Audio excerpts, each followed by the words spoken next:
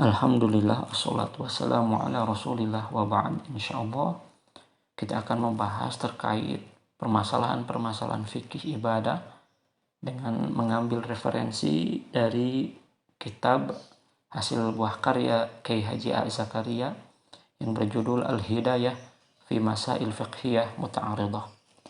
Pembahasan pertama yang akan kita bahas mengenai ad-du'a'u ba'dal wudu'i. Doa setelah berwudu. Perlu diketahui bahwa definisi dari wudu secara bahasa artinya adalah al-husnu, kebaikan, al-bahjah, keelokan, an-nadhafah, kebersihan. Adapun secara istilah, wudu berarti at-ta'abbud lillahi azza wa jalla. Ibadah yang dipersembahkan untuk Allah azza wa jalla. Bighasli a'dha'i makhsusatin, dengan cara membasuh anggota tubuh yang sudah ditentukan. Ala sifatin makhsusatin, dengan tata cara pula yang sudah ditentukan. Berarti wudu merupakan ibadah yang sudah diajarkan oleh Rasulullah, baik itu tata caranya dan juga anggota tubuh yang ditentukan mesti dibasuh. Adapun hukum dari wudu itu sendiri adalah wajib apabila wudu dilaksanakan dengan tujuan untuk melaksanakan sholat, baik sholat wajib ataupun sholat sunnah. Adapun syarat bagi orang yang melaksanakan wudu, yang pertama adalah muslim, yang kedua baligh, yang ketiga berakal, yang keempat dia tahu bahwa wudu itu hukumnya adalah wajib. Yang kelima, dia bersih dari haid ataupun nifas. Jadi bagi perempuan, apabila dalam keadaan haid ataupun nifas, dia tidak wajib melaksanakan sholat, sehingga tidak wajib pula melaksanakan wudu. Kemudian syarat selanjutnya adalah di mana air yang dipakai untuk berwudu mesti suci. Adapun rukun dari wudu, di mana rukun itu adalah hal-hal apa saja yang mesti dilakukan ketika berwudu. Yang pertama adalah niat. Niat berarti proses kesadaran diri di awal hendak melakukan ibadah, di mana dalam niat tidak perlu dizaharkan karena niat itu letaknya di hati, dan juga niat tidak mesti dilafadzkan karena tidak diajarkan oleh Rasulullah SAW. Adapun rukun yang kedua yaitu membasuh wajah. Rukun yang ketiga yaitu membasuh dua tangan sampai sikut. Rukun yang keempat, mengusap kepala. Rukun yang kelima, membasuh dua kaki sampai dua mata kaki. Adapun mengenai hal yang membatalkan wudu, tentunya apabila keluar dari dua lubang, baik itu qubul ataupun dubur. Artinya hal-hal yang membatalkan wudu seperti buang air kecil, buang air besar, ataupun buang angin, nah itu hal-hal yang membatalkan wudu. Baik, kita akan beralih kepada pembahasan yang terdapat dalam kitab Al-Hidayah ini, di mana poin pertama kita akan bacakan mengenai hadis yang diriwayatkan dari Umar bin Khattab radhiyallahu anhu qala Rasulullah sallallahu alaihi wasallam, Rasulullah bersabda, "Ma minkum min ahadin yatawaddau," tidaklah salah seorang di antaramu berwudu, fayusbighul wudu'a, lalu ia sempurnakan wudunya, tsumma yaqul, kemudian selesai berwudu dia membaca, asyhadu an la ilaha illallah wahdah, aku bersaksi bahwa tiada Tuhan selain Allah yang Maha Esa, la syarika lahu, tidak ada sekutu baginya, wa asyhadu anna Muhammadan abduhu wa rasuluhu, dan aku bersaksi sesungguhnya Muhammad itu adalah hamba dan juga utusannya, illa futihat lahu abwabul jannah, kecuali akan dibukakan baginya pintu-pintu surga asamaniyatu yang 8. Yadkhulu min ayyiha sya'a, ia dapat masuk ke pintu surga tersebut di pintu mana saja yang ia sukai. Hadis sahih riwayat Muslim.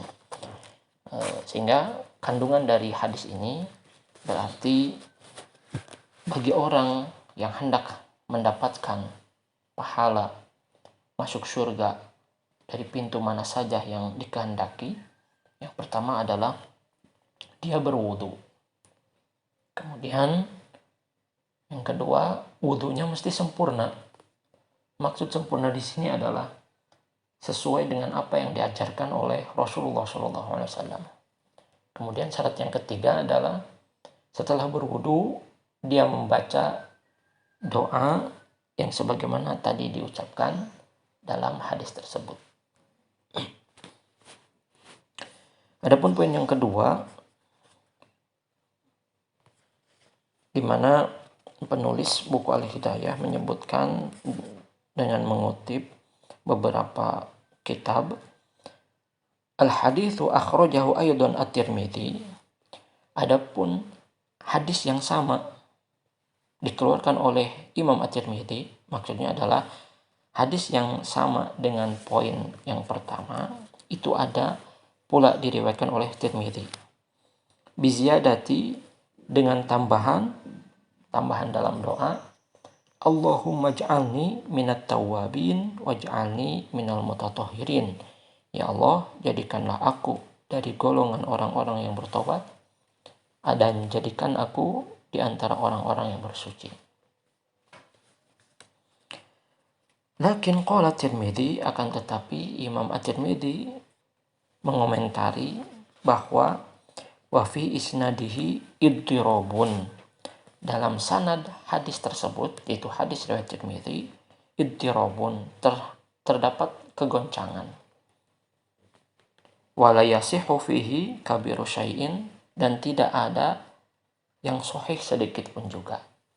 Jadi maksudnya adalah ada hadis selain dari hadis yang poin pertama tadi, redaksinya sama, namun ada tambahan setelah berdoa tadi, ada tambahan Allahumma ja'alni minat tawwabin waj'alni minal mutatahhirin. Namun tambahan dari doa tersebut di mana riwayat hadis tersebut tidak sahih, sehingga tidak dapat diamalkan dan tidak dapat dijadikan hujjah. Poin yang ketiga membahas mengenai waqul inda ghustil wajhi. Nah, di sini penulis mengutip kitab Bidayatul Hidayah, di mana dalam kitab Bidayatul Hidayah dikatakan, katakanlah ketika membasuh wajah. Jadi ada doa ketika membasuh wajah dalam berwudu, Allahumma bayyid wajhi, ya Allah, putihkanlah wajahku binurika, dengan cahayamu, yauma tabyadu wujuhu awliyaika, hari di mana putihnya wajah-wajah pembela agamamu. Wala tusawwid wajhi, dan janganlah engkau hitamkan wajahku, bizulumatika, dengan kegelapanmu, yauma taswaddu wujuhu a'daika, hari di mana gelapnya atau hitamnya wajah musuh-musuhmu. Jadi dari poin yang ketiga ini ada pendapat yang menyatakan bahwa ketika hendak membasuh wajah dalam berwudu, dia membaca doa seperti tadi, Allahumma bayyid wajhi. Namun kemudian dikomentari, wa amma du'aul a'dha'i al-masyhuri, adapun doa-doa yang masyhur mengenai membasuh anggota-anggota wudu, fala aslalahu yu'taddu bihi, tidak ada asalnya yang dapat dijadikan pegangan. Maksudnya adalah ada doa-doa yang sudah masyhur mengenai doa ketika membasuh anggota-anggota wudu. Nah, doa ini tidak ada dasarnya, tidak ada dalilnya, sehingga tidak dapat dijadikan pegangan. Beliau mengutip kitab I'anatul Thalibin jilid 1 ayat 54 yang menyatakan bahwa doa-doa tersebut tidak ada dasarnya. Bahkan dalam paragraf berikutnya, wa amma ma dzakarahu ashabuna wasyafi'iyatu, adapun yang disebut-sebut oleh para sahabat kami dan para pengikut mazhab Asy-Syafi'i fi kutubihim, dalam kitab-kitab mereka, minad du'ai inda kulli udwin, mengenai doa di setiap anggota wudu, kaqaulihim yuqalu inda ghuslil wajhi, sebagaimana mereka membaca, dikatakan ketika membasuh wajah, Allahumma bayyid wajhi ilal akhir, sampai akhir doa.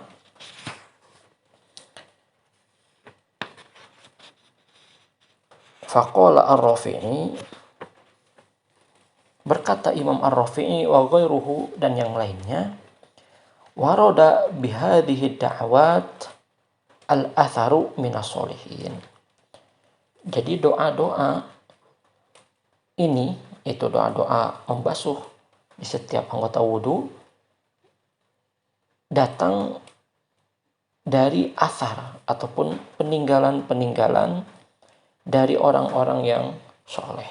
Maksudnya bahwa doa-doa tersebut tidak diajarkan oleh Nabi, tetapi diajarkan oleh orang-orang sufi.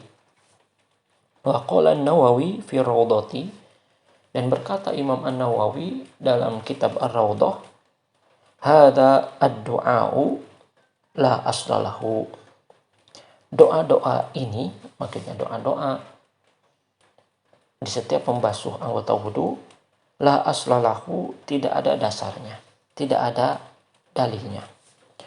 Wa qala Ibnu Shalah, dan Ibnu Shalah berkata, la yasihu fihi hadithun, dalam hal ini tidak terdapat hadis yang sahih. Sebagaimana dalam kitab Nailul Autor jilid ke-1 halaman 205.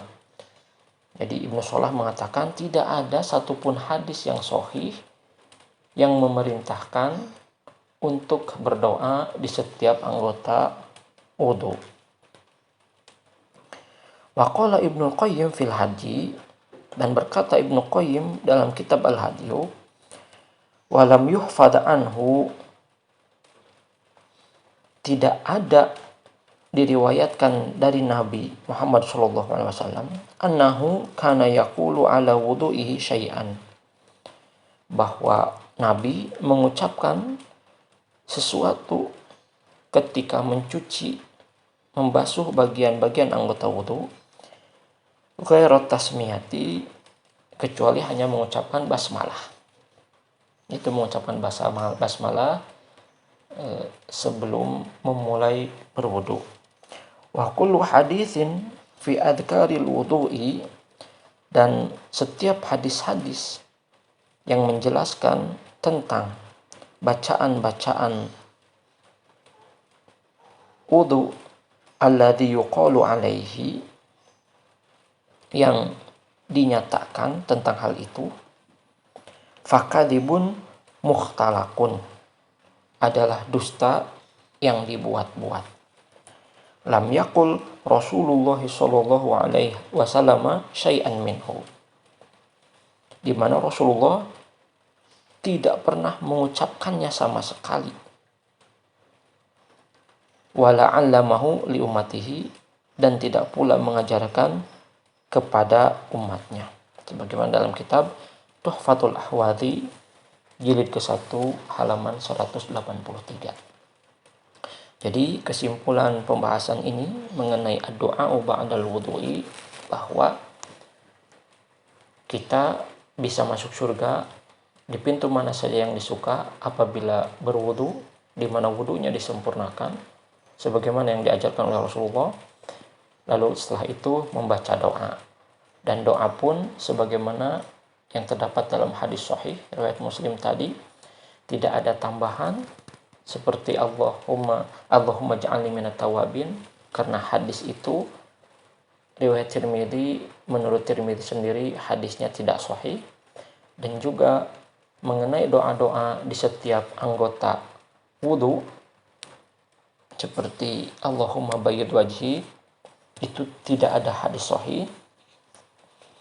Maksudnya Rasulullah tidak pernah mengajarkan hal itu kepada umatnya, sehingga kita tidak perlu melakukan doa ketika di setiap membasuh anggota wudu. Itu yang bisa kami sampaikan mengenai pembahasan pertama ini. Wal afu minkum. Wassalamualaikum warahmatullahi wabarakatuh.